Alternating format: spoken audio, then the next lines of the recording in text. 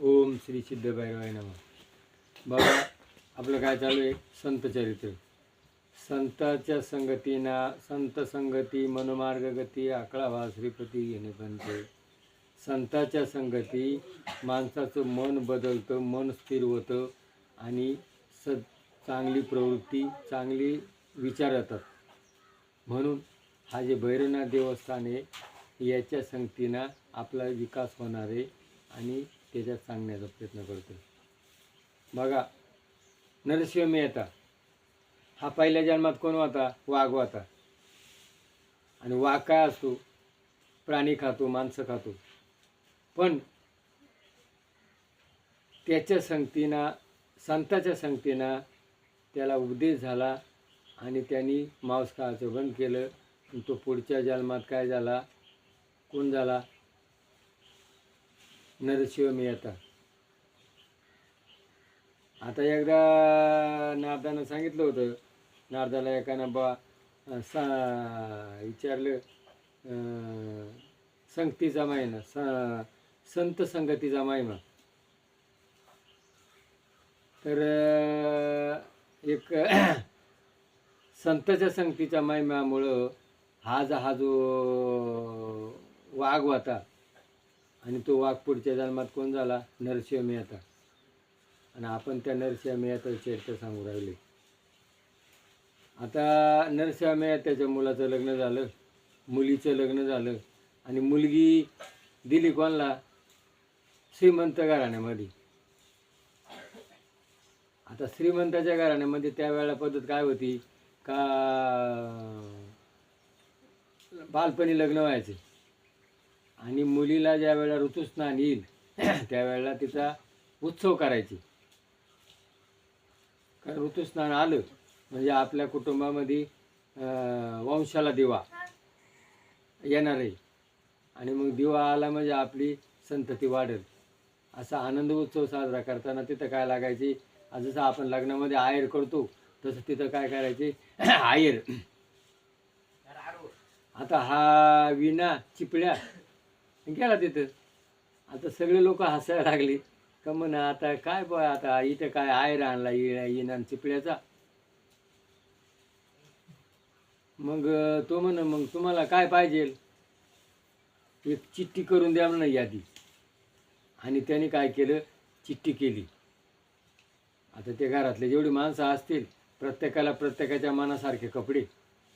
आणि त्याच्या मुलीनं काय सांगितलं? मला दागिने पाहिजे.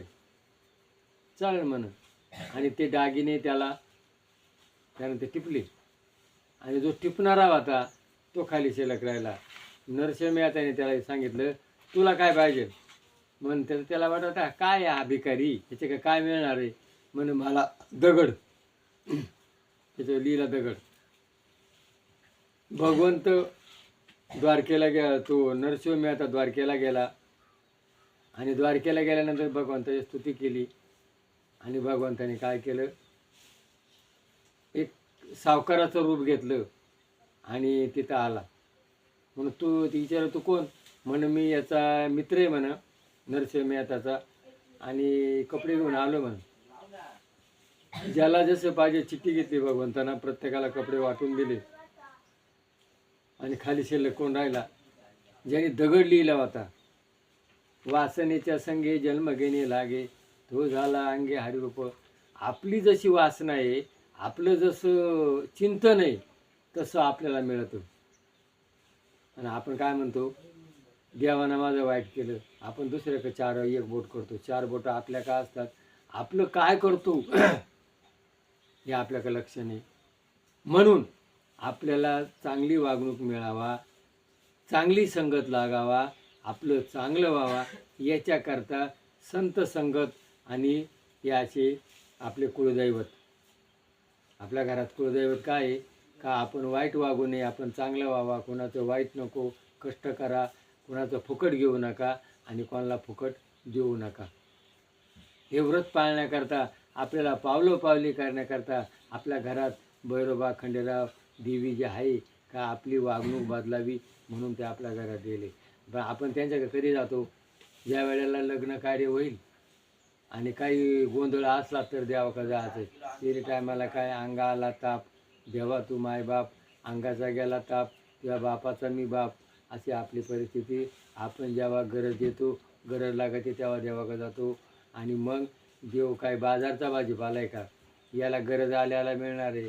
त्याच्याकरता झिजावं लागतं, तप करावं लागतं, भावभक्ती करावं लागते.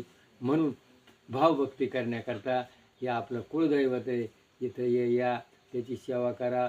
त्याच्याकडं तुम्ही आपलं देवा माझी मन बुद्धी स्थिर राहू दे आणि मन निर्मळ कर, ही मागणी करायची.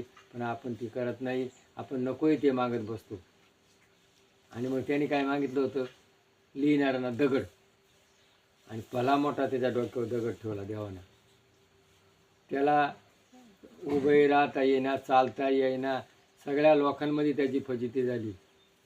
काय म्हणून वासना चांगली ठेवा, दुसऱ्याचं फुकट घेऊ नका, दुसऱ्याला त्रास देऊ नका. भगवंत आपली जशी वासना आहे तशी वासनेसारखं तो आपल्याला देतो. आणि मग त्याची फजिती झाली, आणि फजिती झाल्यानंतर त्याची फजिती अशी आपली व्हायला नको आहे. मग हेच मार्गदर्शन याच्यातून घ्यायचं आहे. जे पटलं असेल तर क्लिक करा. जय भैरवनाथ महाराज की जय.